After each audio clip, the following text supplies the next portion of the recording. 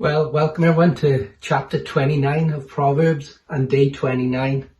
And by now you should be full of wisdom.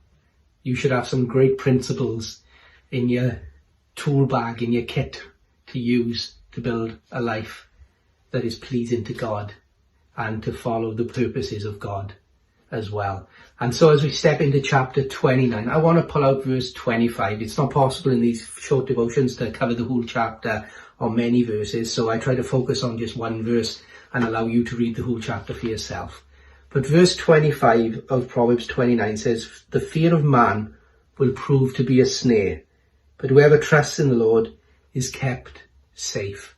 You know, when I was in school, I remember we used to have a school bully. You can probably remember one for yourself as well. There was always one in every school who used to pick on all the other kids and bully them. And I used to be terrified of this boy. I remember being so afraid of him. Wherever he was, I wasn't. I would avoid being where he was. The trouble was, he was in my class. He was in my form group. He had certain lessons with me. Sometimes I'd bump into him during PE or out in the yard. And he was always seemed to be quite aggressive, always seemed to be up to no good. And I was just so afraid of him. It made school miserable in a way because of that.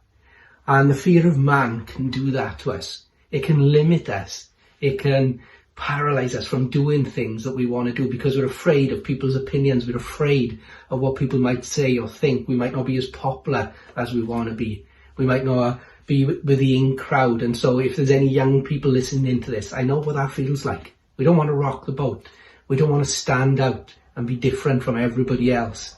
And so that pressure, that peer pressure that comes from being in school or college or university and to just fit in, it is really, really difficult. And kids can be cruel and they can say cruel things. We all know that. And so, but I want to encourage you today to fear God rather than fear man, to ask God to help you to overcome those fears so that you will stand for him, so that you will trust him and believe for him and tell people about him. And yeah, people do say we are Bible bashers and Jesus freaks, whatever you want to call them. But you know what? There's a courage within us and a strength within us that says it doesn't matter what you think. It only matters what God thinks of me. It doesn't matter what you call me. I know that God calls me a child of God. And this is what I've discovered, that people will have an opinion of you no matter what you do. They will talk about you or say something about you or be unkind towards you no matter whether you're a Christian or whether you follow a different football team or like certain musicians or certain types of music or for the way you dress or the way we look. All of these things people have an opinion on, can bully us for, we can feel peer pressure about. And so being a Christian is no different really. And so we may as well take a stand for the name of God and for the name of Jesus. In verse 18, Solomon says this, where there is no vision, the people perish. And I think one of the greatest hindrances of having a dream and a vision for your life, and one of the greatest hindrances to that being fulfilled, is the fear of man, the fear of people and their opinions and their responses and their attitudes. It's so easy, especially as leaders in church life, to not bring about change and take the church through a transition and reinvention because we're afraid of rocking the boat and upsetting people and messing with their traditions and their preferences. And, you know, we've always done it this way, but that doesn't mean we're always going to do it that way.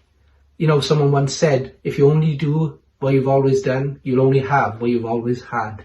And we don't want that. We want better and more of what God has for us. We want the best that God has for us. And so sometimes we have to rock the boat. We have to make people uncomfortable. We have to shake things up. And it's not easy, but it is necessary. Reinvention is not optional. It's essential. And so we have to be bold. We have to be courageous, but we have to fear God more than man. We have to want to please God more than please man. And so when he speaks words of revelation to us and gives us vision to follow and go after, we have to go after that. And we want to take everybody with us, but we know that sometimes that's not always possible. And it hurts our hearts when people don't go with us and don't catch the vision. They don't see what we see, but we still have to plough ahead. And so I want to encourage you today to not fear man. The Message Bible says it's the fear of human opinion disables. Trusting in God protects you from that.